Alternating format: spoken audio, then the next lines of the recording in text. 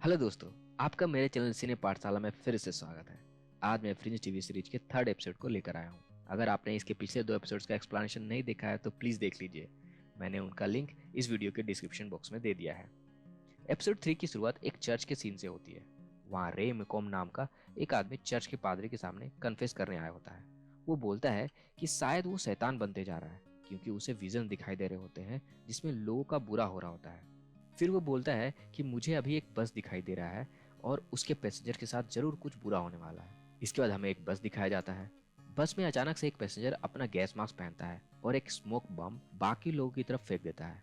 उस स्मोक से बचने के लिए बाकी लोग विंडो से चिपक जाते हैं। तभी बस एक ओवरब्रिज के नीचे रुकती है और वो आदमी एक औरत का बैग लेकर उतर जाता है और अपने एक फ्रेंड के साथ वहां से निकल जाता है।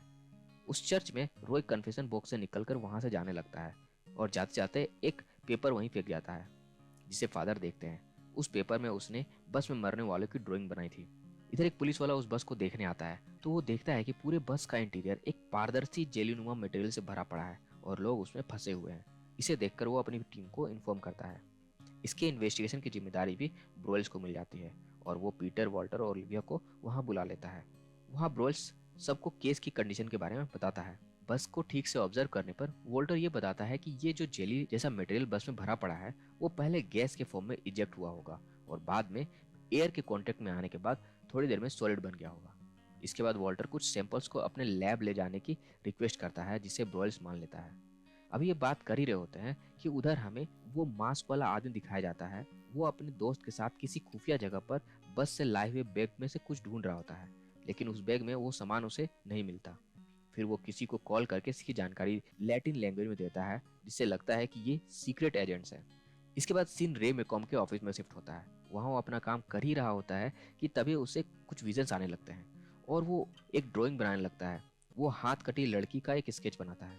इधर ओलिविया बस को एक वेयर हाउस में शिफ्ट करके सारे बॉडीज की जांच कर रही होती है। वहां उसे एक कैमरा फुटेज से एक लेडी के बारे में पता चलता है जिसका बैग मिसिंग था। इससे वो ये कंक्लूजन लगाती है कि जिसने भी ये अटैक किया था वो उस लेडी का बैग लेकर भाग गया होगा। उस लेडी का बैकग्राउंड चेक करने पर पता चलता है कि वो एक अंडरकवर डीई एजेंट होती है। उसका नाम एवलिना होता है। इसके बाद ब्रोयल्स और ओलिविया एवलिना के डीईए पार्टनर ग्रैन डेविडसन को ऑफिस बुलाते हैं।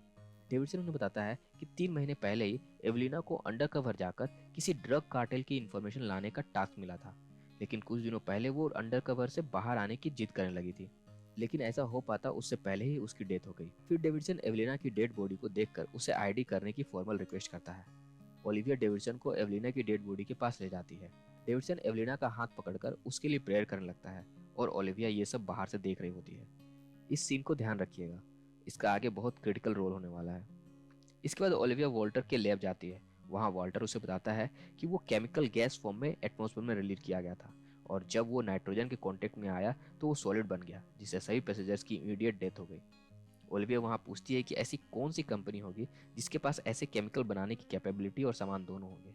यहाँ पीटर बताता है कि कुल 3 कंपनीज हैं जिनके पास इस तरह के केमिकल बनाने की कैपेबिलिटी और रॉ मटेरियल्स दोनों हैं और वो तीनों कंपनीज मासिव डायनामिक के सब्सिडियरी कंपनीज हैं।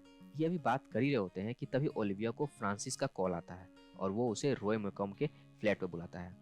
ओलिविया के वहां पहुंचने पर फ्रांसिस उसे रॉय के आर्ट रूम में ले जाता है। वहां वो देखती है कि रॉय ने जितने भी पैटर्न से रिलेटेड अटैक हुए थे उनके डेपिक्शन बनाए होते हैं, कुछ की पेंटिंग्स तो कुछ के मॉडल्स। इन सबको उसने उनके होने से पहले ही बना लिया होता है, जैसे कि उसे आगे क्या होने वाला है ये पहले से पता हो। इसके बाद रॉय को पूछताछ के लिए लाया जाता है। यहाँ उसके बैकग्राउंड को जानकर पीटर ब्रोयल से पूछता है कि क्या उसे लगता है रॉय ने वो मास मर्डर्स किए होंगे। तब ब्रोयल्स बोलता है कि नहीं, उसे नहीं लगता कि ये सारे अटैक रॉय ने किए होंगे, लेकिन उसे क्यूरियोसिटी है कि इन अटैक्स और इंसिडेंट के बारे में उसे कैसे पता चला, क्योंकि इनमें से 7 इंसिडेंट को तो कभी पब्लिक ही नहीं किया गया। पूछताछ में रॉय बताता है कि उसे लगता है कि वो पागल हो रहा है, क्योंकि वो कहीं भी रहे उसे एकदम अचानक से ये विजन्स आने लगते हैं और जब तक वो उन्हें ड्रॉ या फिर उनका कोई मॉडल नहीं बना लेता वो बंद नहीं होते।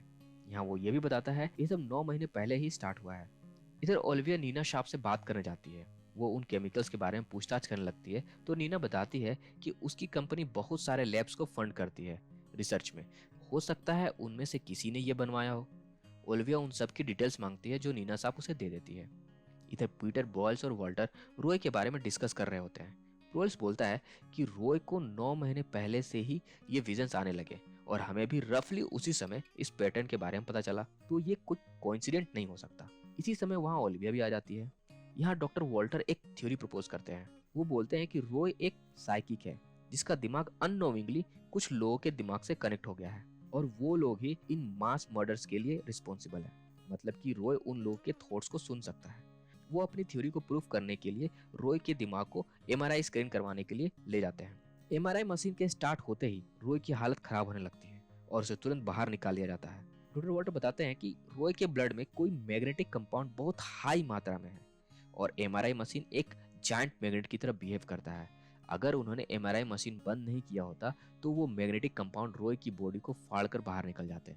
इसके बाद वॉल्टर और पीटर लैब में आकर वॉल्टर के कहने पर उसके पुराने रिसर्च पेपर को खोजने लगते हैं। यहाँ वॉल्टर बताता है कि कई साल पहले उसने और मासिव डायनेमिक के फाउंडर विलियम बेल ने मिलकर एक घोस्ट नेटवर्क का आइडिया सजेस्ट किया था जिसके एग्जिस्टेंस के बारे में किसी और को पता ना हो और गवर्नमेंट अपनी सेंसिटिव इंफॉर्मेशन इसी नेटवर्क के थ्रू ट्रांसफर करे। इस नेटवर्क को और सिक्योर बनाने के लिए वो किसी आदमी के माइंड में iridium based magnetic compound inject करेंगे जिससे वो ह्यूमन रिसीवर और सेंडर दोनों बन जाएगा। तभी पीटर को वॉल्टर की टेस्ट रन वाली फाइल मिलती है जिसमें उसे रॉय मैकॉम की पिक्चर दिखाई देती है। यानी कि रॉय वॉल्टर का टेस्ट सब्जेक्ट था और वॉल्टर ने ही वो मैग्नेटिक कंपाउंड रॉय में इंजेक्ट किया था। ये जानकर पीटर अपने फादर पे काफी गुस्सा हो जाता है कि उसके फादर के कारण ही रॉय की आज ये हालत हो गई है। वॉल्टर बोलता है कि मैंने बहुत ही कम मात्रा में वो कंपाउंड इंजेक्ट किया था और रॉय की बॉडी में वो कंपाउंड समहाउ काफी बढ़ गया और वो सम काइंड ऑफ रिसीवर बन गया है। इसका मतलब किसी ने उनके घोस्ट नेटवर्क वाले आइडिया को परफेक्ट कर लिया है और वो जब भी मैसेज ट्रांसफर करते हैं तो रॉय भी उन्हें सुन लेता है या जान लेता है। इसी बीच वहाँ ओलिविया भी आ गई होती है। वो पूछती है कि अगर रॉय वो कम्युनिकेशन सुन सकता है तो क्या समहाउ वो भी सुन सकते हैं। वॉल्टर बोलता है कि हाँ वो ऐसा कर सकते हैं और उसके लिए उसे अपने द्वारा बनाई गई मैग्नेटिक न्यूरल सिमुलेटर डिवाइस को सर्जरी करके रॉय के दिमाग से कनेक्ट करना होगा। रॉय और ओलिविया दोनों इसके लिए मान जाते हैं। वॉल्टर वो डिवाइस रॉय के सिर पर सर्जरी करके लगा देता है। थोड़ी देर में रॉय कुछ लैटिन वर्ड में बोलता है जिसका ट्रांसलेशन करने पता चलता है कि किसी सामान की लेन देन होने वाली है स्टेशन पर अगले 1 घंटे में और वो सामान हमेशा से उस औरत की बॉडी में था। पहले तो ये किसी को समझ में नहीं आता लेकिन एक पिक्चर देखकर ओलिविया को कुछ याद आता है और वो अपने ऑफिस तुरंत चली जाती है। वो एवलिना की डेड बॉडी को चेक करती है। वो देखती है कि उसके एक हाथ की हथेलियों को काट कर उसके अंदर से किसी चीज को निकाला गया था। ये देखकर ओलिविया को डेविडसन की याद आती है और उसी ने हाथ पकड़कर प्रेयर करने के बहाने एवलिना की डेड बॉडी से वो सामान काट कर निकाला होगा। ये जानकर ओलिविया ब्रोयल्स को डेविडसन के बारे में इन्फॉर्म करती है और खुद स्टेशन चली जाती है डेविडसन को पकड़ने के लिए। डेविडसन स्टेशन पहुंचकर किसी को कॉल करके मीटिंग की लोकेशन पूछता है और फोन पर दूसरा आदमी उसे इंस्ट्रक्ट करने लगता है। उनकी ये कन्वर्सेशन रॉय भी सुन पा रहा होता है। पीटर भी कन्वर्सेशन की सारी डिटेल्स ओलिविया को कॉल करके दे रहा होता है और उसे गाइड करने लगता है। फाइनली एक जगह पर ओलिविया डेविडसन को देख लेती है और उसे पकड़ने जाने लगती है लेकिन तभी कोई भीड़ में डेविडसन को मारकर उसका सूटकेस लेकर भाग जाता है। ये वही मास्क वाला आदमी होता है जिसने स्टार्टिंग में सभी बस पैसेंजर्स को मारा होता है। ओलिविया उसका पीछा करने लगती है और एक ब्रिज पर ओलिविया और फ्रांसिस उसे घेर लेते हैं। वो उसे सरेंडर करने के लिए बोलते हैं लेकिन वो बस के नीचे कूदकर सुसाइड कर लेता है। वही पुरानी स्टोरी, जान जाए लेकिन पुलिस की पकड़ में ना आए। इसके बाद हमें ओलिविया के ऑफिस का सीन दिखाया जाता है। वहाँ ब्रोयल्स वो चिप ओलिविया को दिखाता है जिसके कारण इतने इनोसेंट लोगों की जाने गई थी। ब्रोयल्स यहाँ ओलिविया को 3 और केस फाइल्स देता है जिसके बारे में उन्हें रॉय की पेंटिंग से पता चला था, जिसे पाकर ओलिविया खुश हो जाती है। इसके बाद हमें दिखाया जाता है कि ब्रोयल्स नीना सांप से मिलने जाता है और वो नीना को वो चिप दे देता है।